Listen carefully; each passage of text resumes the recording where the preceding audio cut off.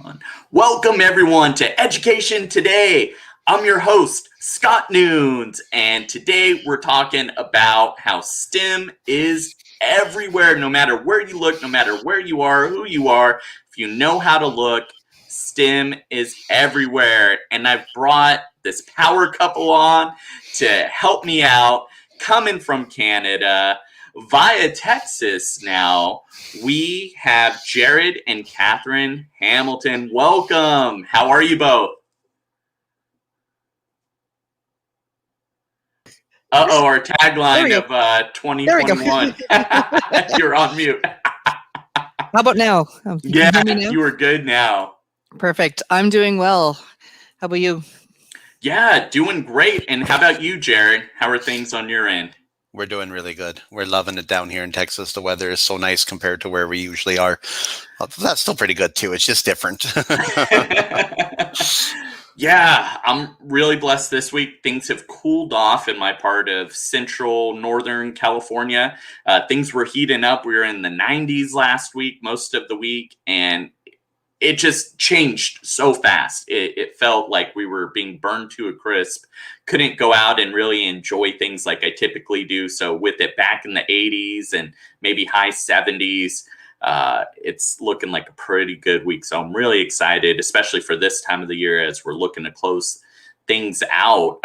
Before we kind of get to that kind of stuff, though, can you share out that image you have in your background? I'd like to know a little bit more about that. So I do a lot of vertical surfaces, thinking classrooms, via Peter Lilydale. He's the author of it.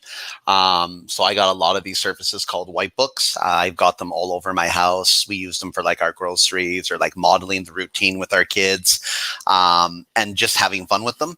I also use them for like our busy work and schoolwork. And, we were doing a little bit of this, me and my daughter, and she was talking about making a poster. And then I was just like, okay, we got the white books. And then we got one down. We started drafting out our skills. So then in this one here, we did a Luigi and what's supposed to be a Princess Peach, just to kind of give us a model of some things we were going to be building later. And kind of funny because in one sense, I have a child who's incredibly grateful. This is so much fun. And thank you, Daddy. And then I kind of got the talk, well, how come we don't have the right white book marker colors? Because that's not the color of Princess Peach's hair. And, if we're going to do this, Daddy, we really need to have the right colors. So now I'm trying to look online and say, okay, so where can I find these colors in a set that's not going to set me back like $50 because I have to buy so many different ones to come up with what we need. Oh, I can so relate. I went a little crazy when I was in the classroom with dry erase markers, and I think I bought every color out there. I kid you not, every color I could find on Amazon, in the store, and I was all giggles and jumping for joy whenever I found a new color or made a new color combination. And I think having a whiteboard and doing art regularly on the whiteboard is one of the things I miss most about being in the classroom. I love to just express myself in that way, and then also allow the students to jump in. The last couple of years when I taught, I allowed students to draw on the board, and we would tie it in with themes, generally with our poetry unit and Edgar Allan Poe. So the kids would pick a story, and then they would articulate their love of those Edgar Allan Poe short stories on the board, and it was really cool. Those are some personal favorites of mine, I'll admit. Yeah, do you do the same thing, Catherine? I have done. Actually, the very first time that I did like a pixel project, we did more of the construction paper. So Jared came into my classroom and we tackled cutting out, how many squares did we end up making out of construction paper? It was insane. We cut thousands of those little 1 centimeter by 1 centimeter squares. And then we basically allowed the kids only the choices of the construction paper and tied it back into the whole story of video games. And they made their own images from there. Oh. And we plastered them across the bulletin board. Sorry, I completely brain farted there. On the way to the front entrance. That is so cool. And we have another game fan. I don't know if you all follow Glenn Irvin. He's on Twitter and social media at Irv Spanish. Great guy. Little known fact that I try to blast out whenever I have the opportunity. Glenn actually helped get me on Twitter. So I was on Twitter at this conference called School G Next back in 2018, but he really kind of gave me the keys to just to go from being on Twitter and consuming to really creating and sharing out and building a PLN. He was like, hey, join this chat, do this, do that, follow people back, right? And it really fast tracked my journey on Twitter. And for that, I'm so thankful. And he's got the podcast On Education Today. It's a great one if folks have not checked that out. And then shout out to Chad. Love the topic, guys. Great to hear the importance and relevance of STEM being promoted.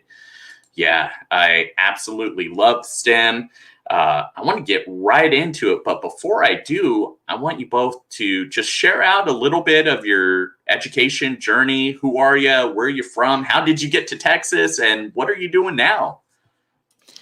Well, currently I'm a high school geometry teacher down here at with Dallas ISD, and it's been an interesting road for me. I graduated from the University of Alberta as a high school social studies and drama teacher, and math was kind of always my passion, and I was always really strong at it, and finally went back and got my credentials to officially say that, yay, I can do this. Mhm. And because they need the math teachers down here, it allowed us that gateway in to come on down. That's so cool. And what about for you, Jared? What's your story? I think very similar to the start of Catherine. I graduated from the University of Alberta in 2008, becoming a mathematics teacher. We actually met in a very small community up north teaching. And it kind of took off from there. I mean, I got opportunities to work in a private sector. I got an opportunity to work in a charter school.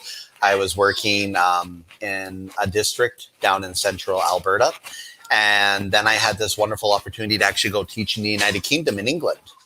So Catherine, Catherine was a stay-home mom at that time, raising our daughter. Our family grew exponentially while we were there because my two sons were born in London.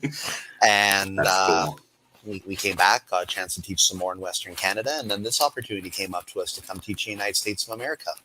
Wow, that's so cool. So you've taught in 2 continents, 3 countries.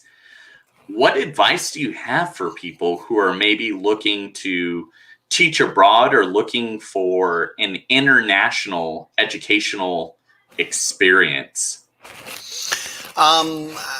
I think a lot of it is flexibility and open-mindedness. Being able to immerse myself in a different culture, I think, has made myself a better teacher because it's given me, opportunities to see different perspectives, mindsets, different styles of teaching and learning. The advice I would give to anyone doing it is definitely to sort of seek out those who can help you. Like, for example, it was an agency that helped my transition into the United States of America.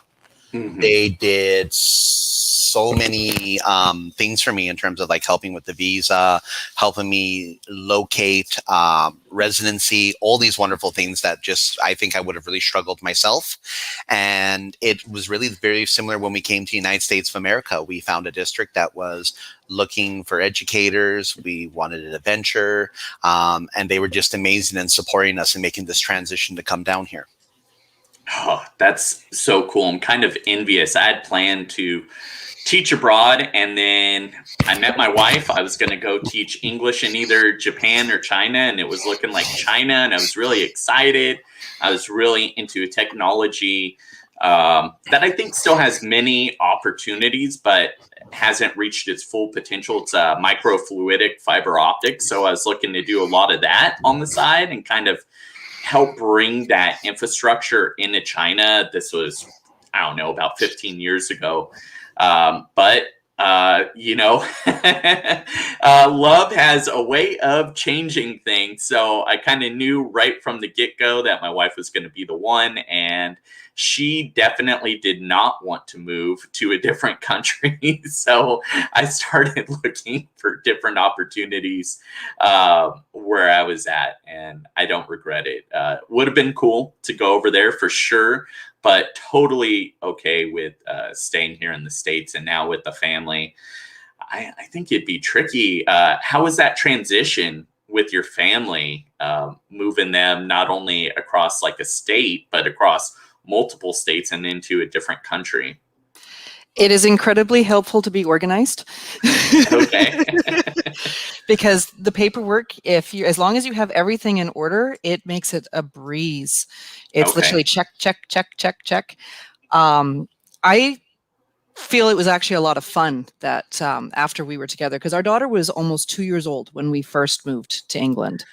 So it was a totally different experience, and it was a different way of living. And I highly recommend it. I think that anybody who gets an opportunity to even just travel in part-time to go just see a different point of view, it's well worth it. Yeah, that's some great advice and great encouragement.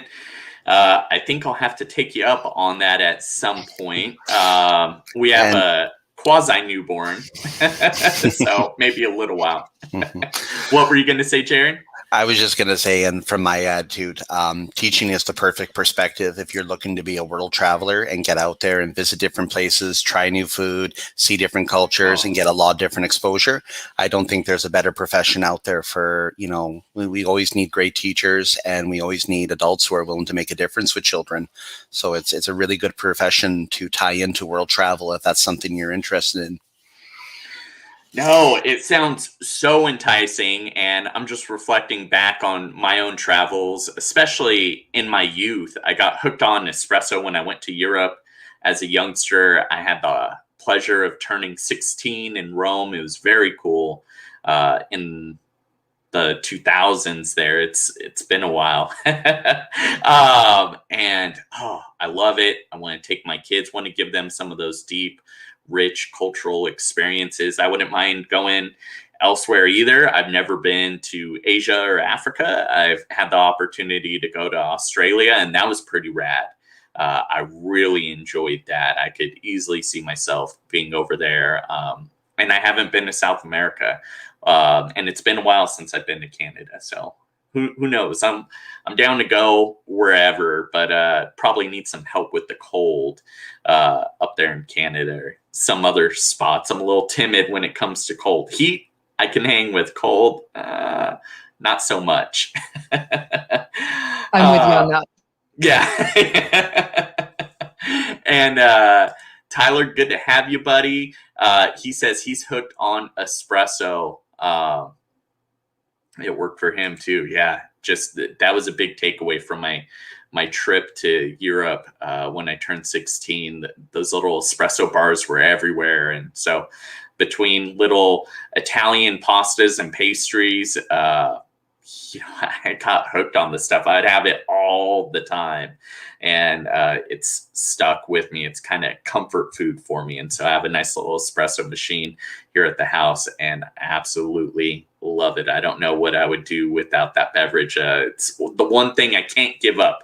I can give up pretty much everything else, food, other things, coffee. Chocolate. I'm pretty locked in. I could give up chocolate, even though I love it. But not coffee. I would choose coffee over chocolate at this point.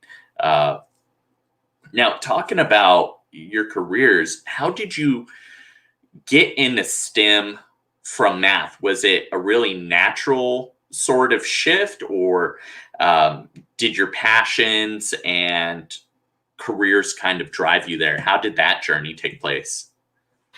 Well, for me, I've always been trying to make whatever I'm teaching come alive for my students.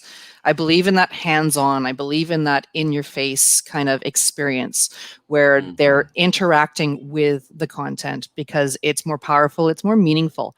And so also meeting my husband really.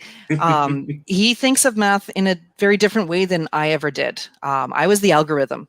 I would plug it in. Okay. I'd go step 1, step 2, step 3, done. Step 1, step 2, step 3, done. And being able to see it from that visual side really opened up my world, that these kids, they crave it. They want it. And the more that I access it, the more they're accessing it. Yeah. No, I think you're spot on. What about for you, Jared? What was it like? I think a lot of it for me was just the need to try and do something different, like kind of realizing that, there's a lot of things that traditionally I was doing in the classroom, which I believed in then, and to a certain extent I believe in now, but just kind of seeing that, are my students really connecting with this? Are they having fun with it?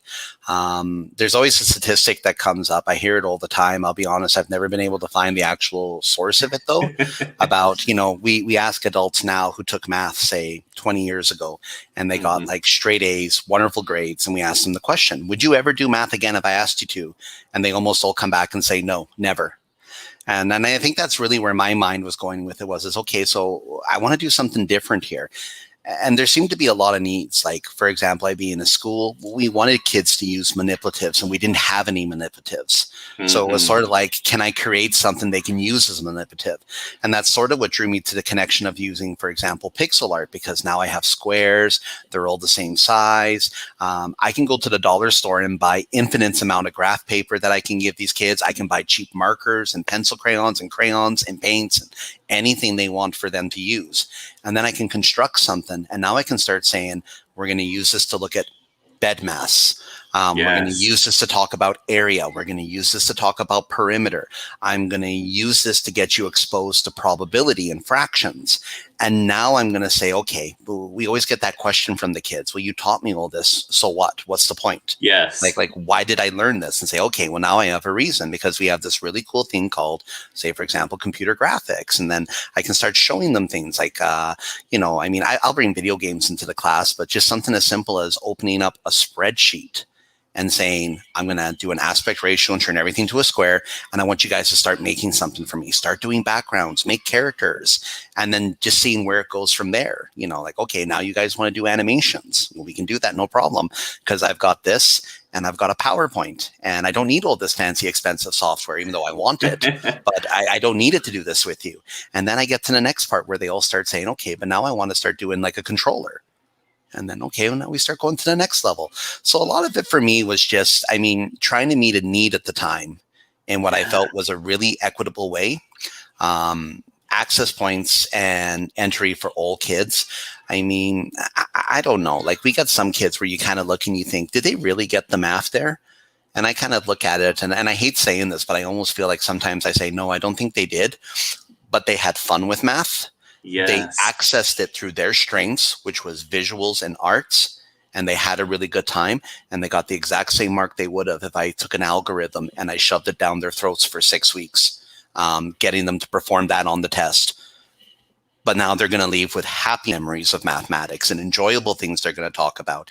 And that one moment for me as a teacher where, like, I remember these girls I taught in England where, I watched them, everything I did with them, they threw it in the garbage as they walked out of the class. And you see that as a teacher, and it hurts. Like, I know, like, you don't want it to, but it does. But then doing this with them and seeing they took every single piece of paper with them. And I had a mother come back at a meeting and actually talk about it, say, my daughter has never come home and talked about her math lesson until this came home. And she talked my ear off on it. And that's really what I wanted to focus on and say, this is my reason for doing this. Oh, I think that's excellent. And I just want to share Mel A's comment here, Math Life, all the way. I wish I would have had you as a teacher in high school. So in elementary, junior high, I thoroughly excelled at math. And then first couple of years in high school, it was rough. I had a couple of teachers that really didn't want to be there, and they were vocal about it as well, and they lacked in the craft, and they were newer teachers, so there were a lot of things, right? And having that back to back, and I had one, I'm not sure really what his deal was, but he was especially rough and attentive towards me. And so I started to develop math anxiety, and that didn't go away. And I wish I would have had more of these creative opportunities that you're talking about. It really would have lined up perfectly with the graphic design stuff I was doing. Let's see. So I got my, it's not, still pretty blurry, but used to have my own web and graphic design company that I started when I was 14. So around that same time, that would have been amazing if I had had that lesson on pixel art, and I could have used Post-it notes. And if I had more time, I would do some art with these things. But with kids and work, I know you two get it.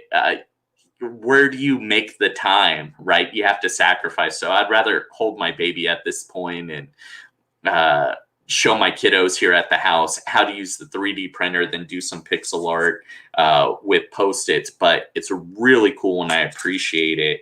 And I love how you made the barrier to entry so low and you made it cool. And I like how you acknowledged, yes, they make it a little less math, but they get more fun, and tying it in with that math anxiety. I think if I had had more of that, I think I would have continued to excel, because that really limited me. It instilled some fear, which kept me from going into the sciences like higher up. I started to really struggle when I got into calculus and things like that. And I thought, I really love science. I was really good at chemistry and biology. I was just really a natural with gravitating towards doing those types of calculations and exploring. And I thought, I'm kind of lacking in this area. It's not going to work out. Well, and I think, in later years, with other things I do in my life, I've coached soccer, I've coached baseball, I'm coaching hockey right now. One of the things we always talk about in these sports is you keep these kids participating, you keep them participating, because then they're going to work. Then they're going to challenge themselves. They're going to do the drills. They're going to grow. They may not become NHL superstars, but they're going to get better and they're going to keep playing, and you never know. And I think what you said is sort of where my mind started waking up about mathematics, is we need to keep them doing math, thinking math, having fun with math. Because if we ever get to that point where they look at this and say, I'm not a math mindset, or right, I can't do this, or I don't like this, or this will never apply to me in life. The second they stop actively participating, that's when we lose them and we don't get them back. Right. And then we can't do anything to help them. Yeah, just to add one little thing, and then I want to jump over to you, Catherine. What you were saying there resonated with me too, because I had shut myself off to math, and I originally started out as a business major because I was very entrepreneurial, always have been, come from a family of entrepreneurs for centuries long, if you track the family history. And when I took financial accounting, I was like, this is it. I don't want to be crunching numbers. I hate numbers, right? Gave me anxiety, even though I could do it. No, I don't want to mess with the numbers. And it's taken me a while to really lessen that. What are some challenges you face where you're at? And what are some things you do to kind of lower the barrier to entry, Catherine? I find some of the as it's falling down behind me. That was perfect. Challenges are keeping things on my walls. I'd say the biggest thing is that mindset. When people, as I'm meeting people here with my kids' sports teams and the different places that we go back and forth and you just talk, is how much that mindset against math exists. A funny story, I had an administrator who, the second math was mentioned, she ran out of the room. She saw Jared coming and she turned the other way. It's like, he's just coming to say hi. He's giving me a coffee. But it is that mindset, because there is so much of a vision of what it means to be involved in math. And we've got that stereotype that exists where we even joke about it in our television with the Big Bang Theory. And you look at Sheldon, where he's the math geek kind of thing. And people don't necessarily see themselves connected in that. So Right. there's that stigma that goes on. And really, when you actually get your hands in dirty and you're playing with it and you accept that it's about the process and not the answer, that's a big sticking point for me, is it's about the process. I don't care about the answer. We can get there many different ways, and it's the journey that counts. Wow. I want to pause there for a moment. That is so powerful. You nailed kind of everything that's at my core in education. What keeps me going when times are rough, when everything's kind of stacked against you, it's about finding out what that process is, right? It's not about the right answer. So we have that in so many subjects. And with English, it's a little more subjective. It's not, there's a lot of gray, right? It's super subjective. It's more so how you argue for something, or that you argue it isn't, what year was Shakespeare born? And you have to say 15, and I can't even remember right now because it's already been a year. It's amazing how fast you lose things. I want to say 1564. Somebody in the comments can fact check me there. That's less important, right? Because in 10 seconds, I can hop on Google here and find out. But if I want to talk about why and how he wrote the way he wrote, that's going to take a higher kind of cognitive push, and it's going to be more about the process. And I think that's so important, no matter what field you're teaching or sharing or talking about. There's something to be said about doing the work and the process. And even if the end result isn't perfect or what you were going for, it's okay. I think about that all the time with my 3D prints. When I'm printing something and it messes up, I'm like, oh, it messed up, but what did I learn? Okay, my nozzle was too close, or I forgot to re-level my bed, or I didn't clean the build plate, and so it messed up here and it threw off the whole print. Like, I'm thinking about this guy right here, this new webcam of mine. It doesn't do really well up close. I'm going to have to maybe try another one. But it's kind of smudged. It's not very clean, the lines. So I have like the general shape, but there's little minor imperfections in there, and I'm just not okay with it. And you both do some printing of your own and do some different things. How about you showcase that art you were showing me before, Jared? That was pretty cool. And tell us how you came up with that. Yeah, it's like I just looking for kind of the new facets. I mean, I sometimes like to be a little transitional with my students. Like, we go a couple of levels. So, like, for example, I mean, we start with the artwork here. Let's make a draft, a plan. We have the pictures. I like starting with the 3D pens. So what I really like about this is that that's all I ever get my students to do. You draft it out, you've made it. And based on the markers, the paper, I mean, sometimes we have to put like a plastic transparency on, but usually fine, it comes off the paper. And then it's just, you've made your design. And then it gives them a chance to think about some things, how to make it better. Like in this case, we just did a fridge magnet. So I go and I buy some of that magnetic tape that I find on Amazon. It's super cheap and you get lots of it. And then they have something they can come home and work with. Sometimes we take a little more work. And again, I like what you said there. I've had 3D prints that I've done before with students where it doesn't work out. So like, okay, it keeps wrecking. So we're going to make it into pieces. So I want to go back to your design and we're going to break this into 3 pieces and then we'll glue them together after.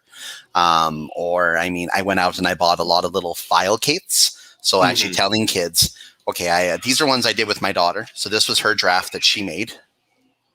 So she did like a Mario and a Peach. My daughter's in grade 2, 8 years old.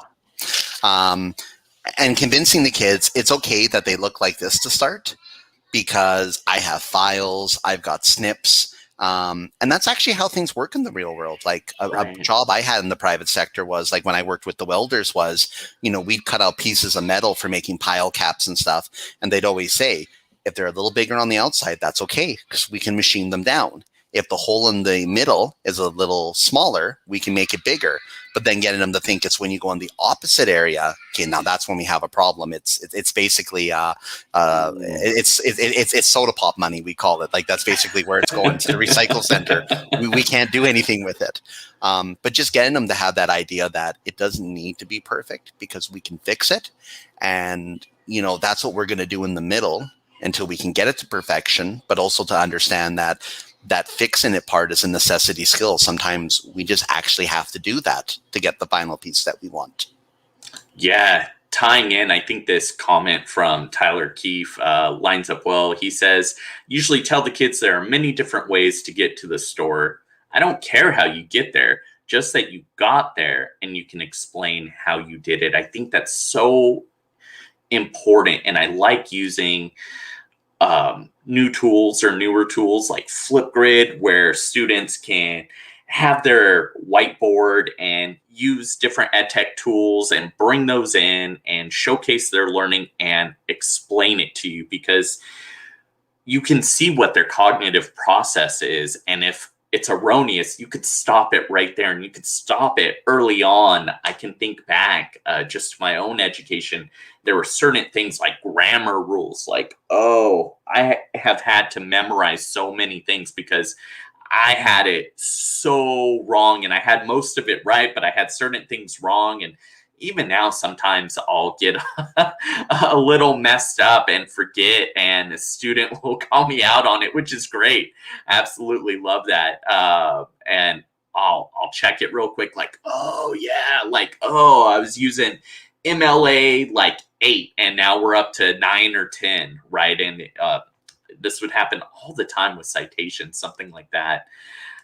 Mel A says the process is so important. Definitely agree. And it doesn't always look the same. I think that's important, right? How do you convey that to your students, that it's the process matters? It's not all about doing it the same way everybody else did it, or it's okay if you make a ton of mistakes along the way as you're learning. How do you kind of build up that mindset for them? Well, for me, the very first thing is I regularly make mistakes on my board. Sometimes they're completely purposeful because I'm checking to see who's paying attention. And sometimes my coffee hasn't kicked in and I did my math wrong. And so am I going to use it as an opportunity? Totally. I don't skip a beat, but I try to model that it's okay to make mistakes. We all make mistakes. We're adults. You're kids.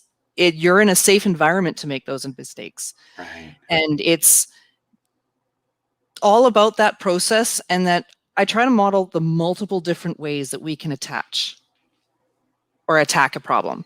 Mm-hmm. So today we were talking about trig in geometry. And one of the things that we were talking about is we're dealing with special triangles. So the 30, 60, 90 and the 45, 45, 90. And at that point, you probably just lost half your viewership. Sorry. So we were talking about the relationships and proving how they get to those relationships. And then we jumped back to our trig relationships and said, you know what? If you don't remember all of these radicals and all of these ways that we've got this set up, so what? Go back to what you know. You understand your trig ratios. You know how to find the calculations. So do it that way. It's okay. You're okay. And Catherine, for you, what's one kind of pro tip that you have with that? So if somebody's newer to the field or they're struggling, how can you help them kind of assimilate and onboard their students? Especially, let's say you had me coming into you and I was comfortable enough and real enough with you to say, hey, you know, I've had a bad couple of years. I really don't like math. Here's why. How are you going to help, Scott as a student? We take it one day at a time. I'm really sorry that you've had such a terrible experience in the past. And I hope I can change your mind on it, because I really love math and it's a lot of fun. And we're going to play around and see where we can go. Yeah, I think that's great. What are some projects or initiatives that you two want to share? So we talked about the Pixel project. Are there any other ones that you're doing, or do you want to expand on that even more? You want to talk about that post that you had earlier today, Jared? Here. I want to get that in front of me so I can see it here. Yeah, and let me pull it up. So we'll just kind of talk here. Any questions for those that are watching live for Jared or Catherine? I mean, myself, I try to be as different as possible when I think of some of the things. To be new, to be vibrant. I also tried to lead with my passions, because in the end, that's what I want the students to get to. Like, for example, it's one of the reasons why I like the Pixel program, because, you know, I'm going to start with something like this, and they're going to take off with it. I'll have kids who are doing sewing, 3D printing. They'll be doing this on computers. You'd be surprised how many kids, they jump right into making curves. Like, they get that right away. So, I mean, this project here, like, again, this is my manipulative. So, for example, if you point to the turtle, this is just an exemplar that I made from a student. He played Pictocross like crazy. I had a great sense of deja vu, because I remember playing that game all the time in university when I should have been studying. And the fact that he went there, and I'm like, this is beautiful. And then all my kids were like, what's a Pictocross? And I'm like, we now have something we need to do, because not only are we going to make Pictocrosses, we're going to make a book, we're going to share it. So we actually built something as a collection of our puzzles that we were doing within the school. But we were also able to say, how do you play this game? How do you teach someone to understand this and the tricks and everything? And then it was kind of cute, because by the time I came home to my wife, it was like deja vu. She was the same thing. Like, okay, yeah, that was I should have been studying for my test, but I couldn't, because I was busy trying to beat this puzzle. And it would like reinvigorated our love. I know I came home one day and she's like, I was bad. I spent $20 on an app so I could play Pictocross.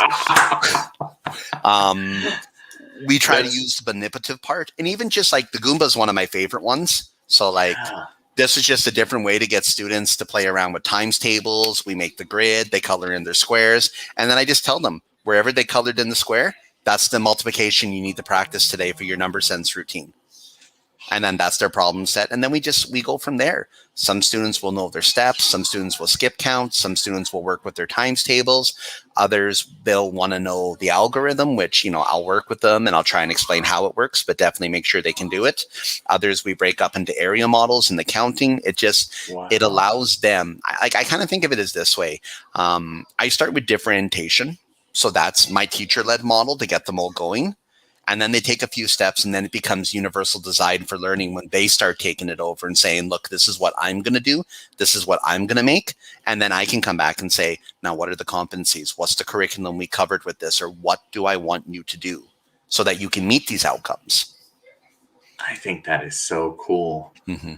And it never stops there. Like, I mean, one of my favorite activities, I do this with the walking curriculum. It's a really positive program out of British Columbia. We play Pokemon Go. I'll go out with kids and we'll collect data. We'll play Pokemon Go. We have tally charts like, oh, we caught ice, we caught fire. I'll build it into the scientific inquiry. So here I am in northern British Columbia. It's ice cold outside. I found ground Pokemon, rock Pokemon, lots of water and ice Pokemon. We didn't catch any fire Pokemon. Why? And just let the kids like argue it out. Like, why do you think that happened? And then like we'll make charts. So we'll learn how to make bar graphs. We'll learn how to make pie charts, pictographs. We'll do some investigations with it. But then again, it all came from, we went outside.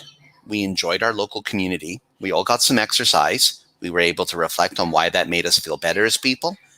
And then I made this wonderful data collection, which became my manipulative to do all these outcomes in statistics and science. Yeah, what a great incorporation of cross-curricular items and different modalities that you're just bringing in that enrich the whole process. I know sometimes I would take my students outside. We would play games, especially with my Hunger Games unit. I would take students outside and we would complete physical challenges, but then it would also be data-based or skill-based. Like, hey, can can you find this? Can you solve this puzzle? And we're just bringing all this in. And there was minor math in there, had some algorithms in there. You got to calculate your odds of being chosen if you're, as being chosen for tribute or being selected as tribute there. I was looking for the terminology. Well, and for me, like, there's no limit to it. I mean, this is just something I did with my daughter.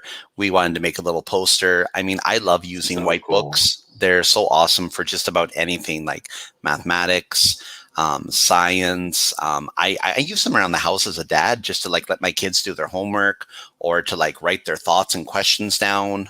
Kay's going to show you a routine that we made for our 3-year-old. So just to kind of help him get out the door in the morning, she drew up something really cool and visual so he could see, like, here's my pictures and these are my morning jobs. These are my evening jobs. So like as we're getting ready in the morning, he can go, I did this, I did this, I did this. And like, there's lots of cool programs out there. Like I know like there's lots of software that allows you to do the type of things that I'm doing with the pixelation. Like, again, I like the paper because for me, that's my access point. Like I think universal design for learning, Shelley Moore, this is my way of ensuring every student can start the activity. And then I can branch them out from there. And even though I love using Mario Maker, but like personally for me, like this is one here I'm sharing. This is one I love doing my students where we use an Excel spreadsheet. Okay. So that's just me taking the cells and coloring them step by step and then doing a magnification out. And, like students will look and say, well, I could have done that in Mario Maker. And they get that and they do it. But then I got other students who are like, yeah, but I built my own environment. And I'll be honest, like I'm going to autobiography here a little bit. This one speaks more to me because I think back to being a kid myself in school. Like I didn't have a lot of friends. I was kind of like an awkward individual trying to figure out who he was and what he wanted to do. My best friend was my Super Nintendo until I bought my PlayStation 1. So like when I think of the hours I put into Super Mario Paint, like and being able to share that with kids and like talk about my story as they say theirs. And then you see them start to design these environments, even if they're just like, hey, I found something on the internet and I'm following a plan. You notice it. It goes from following the plan to copying and pasting the items because they recognize they've made it once already. Why would you make it again? Then you start seeing them making a bigger environment. Oh, hey, if I have a Mario, I automatically have a Luigi because I'm just going to change the colors. And then kind of being able to talk about the history of video games and how like storage was so limited and why that was so important back then and like where we are now. And then seeing that point where you actually watch them and like you kind of like nudge, like I always nudge one of my aides, like, are you watching? He's doing it on his own. Like he's just clicking the squares. He's watching. He made the slope. Sorry, I got to come this way. He made the slope. He came down. Then they start doing the curves. And then it's just like you see that evolution, but they go at their own pace and they go based on their own desire, inquiry, and passion. And then that's what gets me really excited when we do this. Yeah, I like that you brought up UDL and Shelley Moore. I'm a huge fan of UDL. I've been recommending pretty much nonstop the Backwards Design podcast by H.A. Giuliani. Episode number 1 is my favorite. I'm blanking right now on the guest's name, but he's a UDL expert. And he talked about all the different stages of UDL and backwards design. And it's such a beautiful thing. And I forget the quote that Shelley Moore had. Let me see if I can pull it back up. I had it when I was She's got so many great ones. Yeah, no plan, no point. And it ties in with this quote I used to hear all the time. If you fail to plan, you plan to fail. I think it's so important that you have a plan. Sometimes when those plans go right, you just got to kind of wing it or have that backup plan. Backup plans A, B, C, D, E, F, G during a COVID year like this year. But if you have a plan, you're more likely to reach your goals. One of the very first things I would always start the year off with is establishing SMART goals because they're specific, manageable, timely. The kids would know what they were. We would practice these, and then we would actually draw up a list, and then we would check back every couple of weeks for about 6 weeks when we started off the year. And I found that really set the pace. And so I started off the year much slower than the other teachers because we were building rapport. We were building these basic skills that I felt they were lacking, that they really needed. And planning is a huge one, being able to plan your caseload. And it allowed them to kind of focus on their other classes because I wasn't giving them all this work right away. So they, when it came to outside of class time, they could either just enjoy their time or do homework for other classes. And then gradually, I just built on that. And as I got smarter and wiser, I gave less and less, busy work and more flipped classroom opportunities, just and did more things in class. And there was always opportunities to share after class, and I would check those and respond to those. But I tried to give as much feedback and information as I could in class. One of my key things, and I'm so grateful that I learned this from Catlin Tucker and Alice Keeler, is what I call bilocating. So recording the EDI parts of my lesson where I'm actually giving instructions and teaching some knowledge or skill and recording those parts and then sharing them out on the LMS or some format like YouTube for the students to check out while I go and circulate the room, help out students that have questions immediately or struggling. It's not interrupting my lecture or the instructions. I'm able to help them out. And then if they need to check something or they went to the restroom, I don't have to re-explain it. Or if they missed it, they can just go watch the video. And I think that's great. Do you have any tips like that for STEM or math? I think the big thing is that classroom culture that you mentioned. Having that established, it alleviates so many future issues in classroom management. Yes. By having that trust, it allows the students to be able to take those bigger risks and know that they're in that safe place in order to be able to experiment and try something new. Right. And I'm all about encouraging risk, but I think it's also about encouraging calculated risks, right? Some risks are too big. You don't want it to sink the ship. Sometimes the ideas were too big and they were missing all the logical steps to get to this pinnacle that they wanted to reach, or there just wasn't a way to do that. Like in 6 weeks, let's say somebody wanted to become a millionaire. Anything is possible, right? Or most things are possible, but in the 6-week period, I don't know that you could become a millionaire, but could you sell your first hoodie or t-shirt? Yeah. All you need. Goal. Yeah. All you need is an idea that you could sell for $1 and sell it to 1 million people. Yeah. And I forget the name of that video, but there's that one of the guy who took the paperclip and he traded it all the way up for a house. We would talk about that story and I would share that clip, and that was pretty cool. You're absolutely right. It is possible and people have done it.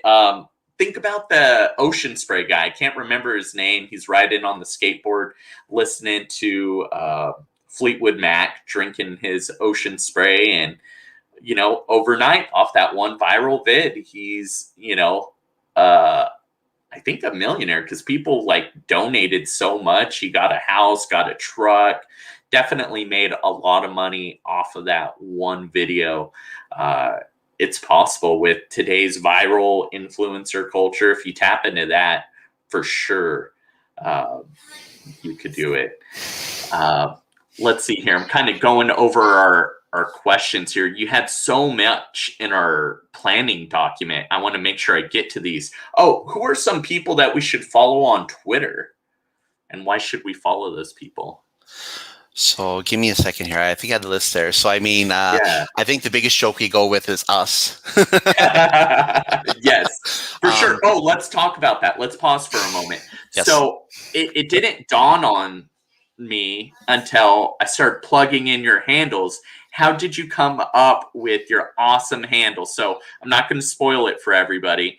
What are your handles and how did you come up with them? I think they're so cool. Well, I'm Mr. Make Math Sense. And I'm Mrs. Make Math Sense. And we're married. Wow. Technically, your miss make math sense. You couldn't fit the R in because you didn't have enough characters. Yes. I wondered that, so that makes sense. Part of it for us, I think, was just working with the philosophy that we were trying to do here. We're trying to make sense out of math and STEM. We're trying to make sure that every student has the ability to get started and just show some progress, have some fun, get some growth, and really make a connection to it. Everything that you were just saying there about that personal touch, like the video.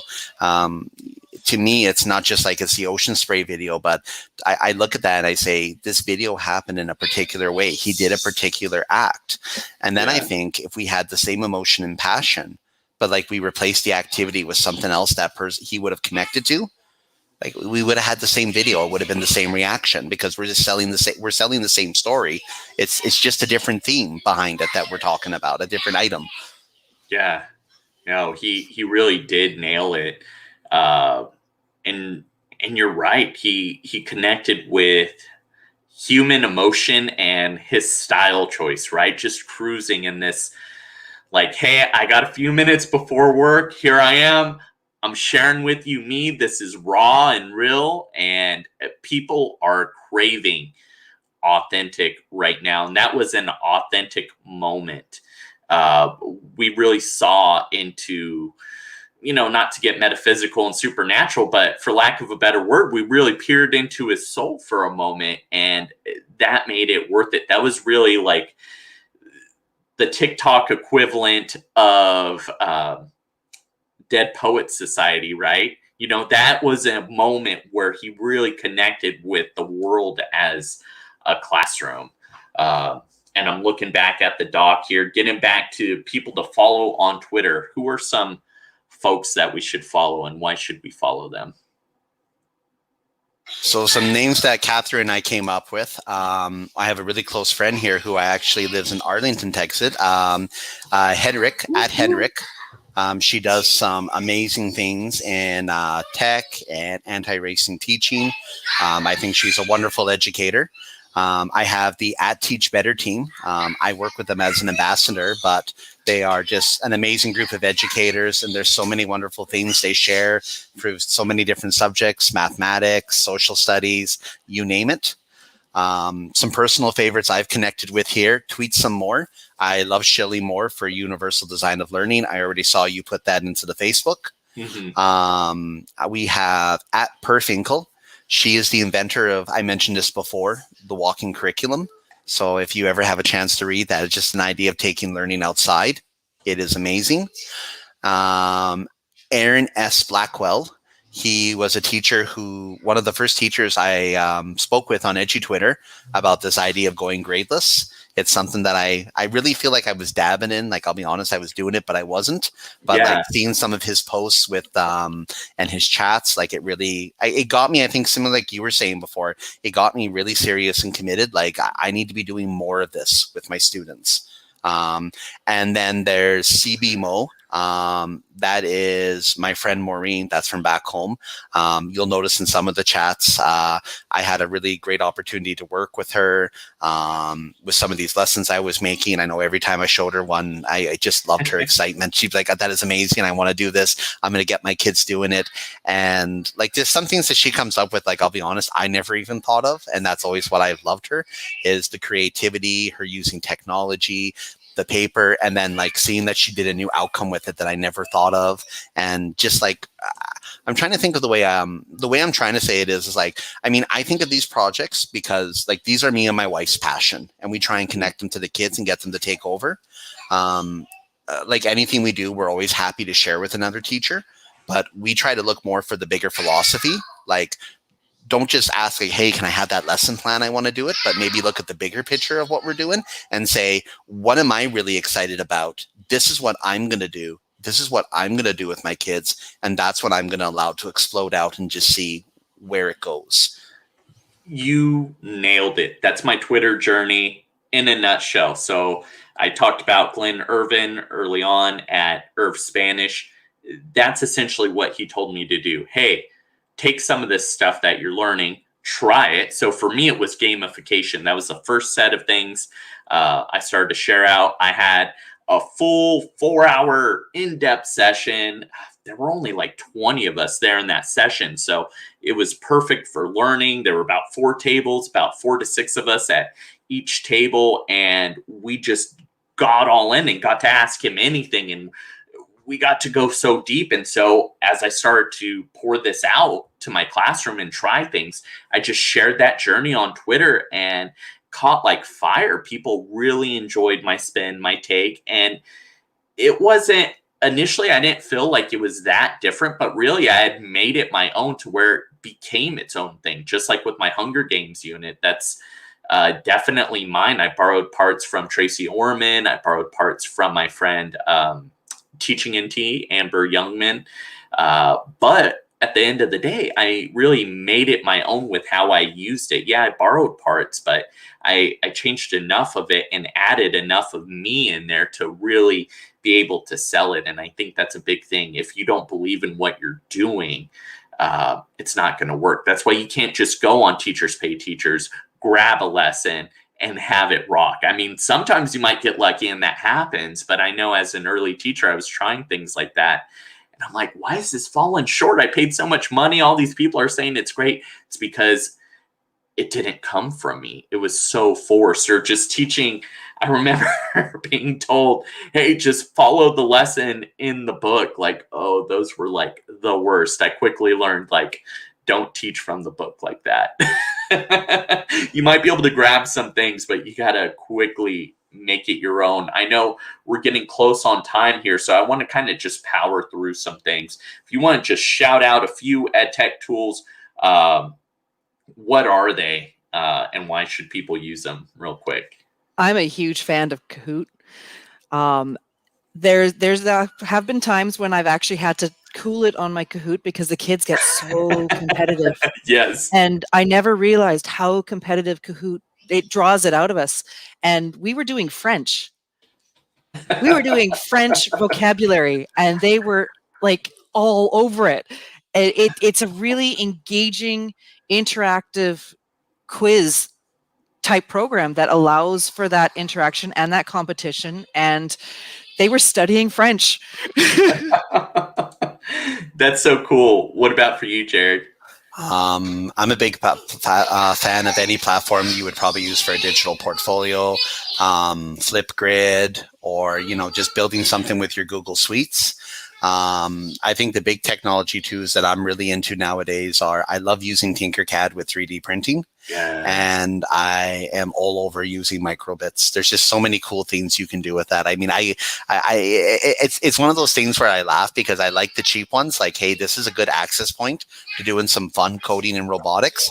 But again, that's how they get you, because I bought my microbit for $40 and got the basic kit, and I'm constantly on Amazon, kind of like slapping my finger, like, no, don't buy that robot, don't buy this card. You don't need more extension cords and alligator clips. Like, you've got enough.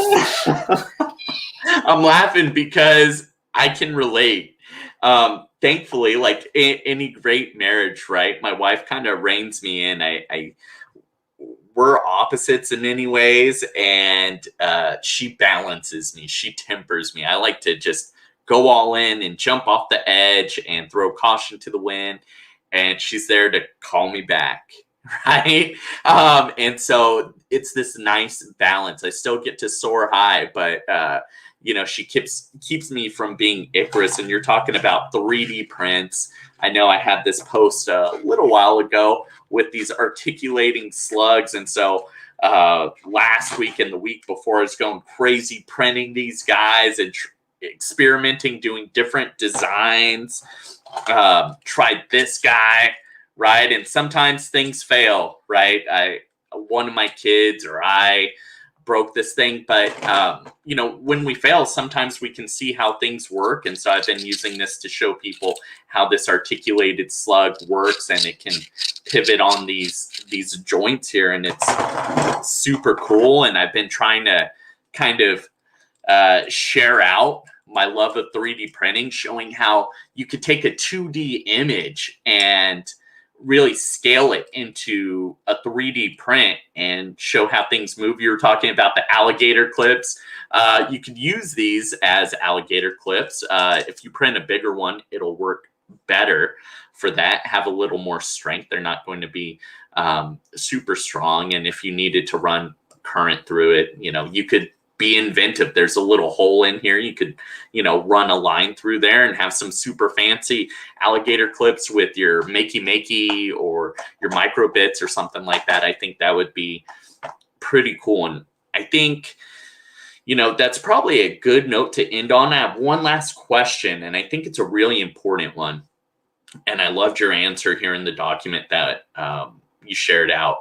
How do you envision the landscape of education evolving over the next 5 years or so? We're all over universal design for learning, project-based learning. And you know what? I'd almost add gradeless assessment in there too. Yeah. What about you, Catherine? You doubling down? I'm the same way. Always about trying to get those access points so that everybody can find a way to participate, because then they feel value for what they're doing. Yes. No, I think that's so important. And we talked about this earlier, the kind of so what and how does this really apply to me? That's where UDL gives them the skills they need to really apply it. And then the PBL really connects it with the real world. I'm all about bringing in skills that have real world relevance. I did a couple of internships a few years ago, and the number one thing all these businesses would tell me is these students are coming to us even after college unskilled. So they have all this knowledge, but they lack so many skills, even like answering an email, how to properly, address an email, being on time, some of these soft skills, or just how to network, right? How to get a job. It's all about networking. Well, I've seen some really good examples. Blanking out on her handle, but there's a first-year teacher. Her first name's Sydney. She has red hair. I'm blanking right now, but she's great. She's all over Twitter. She did the right thing. She jumped on Twitter before she even became a teacher. When she was student teaching, kind of learned all she could, and now she's applying it, and she's a rock star. If you want to see somebody that's really going to take off and just dominate publicly in education, she would be one to follow, and I'll be sure to include her handle in the show notes. I'm pretty sure I follow her and her mom. She does a lot of cool things. I think she's the host of Ed Adventures, I think it is. Yes. Yeah. She does great stuff. And just so inviting. She's perfect for elementary. You could just see the joy come through, and she has this childlike wonder that comes through in her photos and her shares. Absolutely love it. It's always positive and uplifting and encouraging to see. Speaking of that, I want to make sure that people are following you both on Twitter. So we have Jared and Catherine Hamilton with us tonight. If you're just jumping in at the tail end, and you can follow Jared at Mr. Math Sense and Catherine at Miss Math Sense on Twitter. And as we close, make math sense. Oh, make math sense. Thank you. So Mr. and Ms. Make math sense. Thank you. Thank you for that clarification. And I'll throw that in the show notes as well. And for those that are listening to the audio right now and can't see the video, you got to check out the YouTube video of it. Right now we have Jared and Catherine posing next to Princess Peach. And I'm blanking, is that Luigi? Yeah. And you know what? Honestly, this is Catherine. When you think about how do you model mistakes with kids or get them to be risk takers, this is what we're talking about. This happens frequently. It falls down and just, it is what it is. You pick it up, you move, you go on, you try and incorporate it and have some fun with it. It's real. Life is often messy and it's not perfect. And when mistakes happen, you just roll with it. Mistakes are bound to happen no matter who you are, no matter the field. You just got to go with it. So don't be afraid to fail. And Thank you, everyone, for listening. Thank you, Catherine. Thank you, Jared. And thank your family for letting us borrow you this evening. And stay well and keep doing the great work that you're doing over there in Texas. And keep us posted and tag me in anything that you all are doing. I really appreciate it. Thank you so much for having us. Thank you so much for having us as a guest. This is a ton of fun.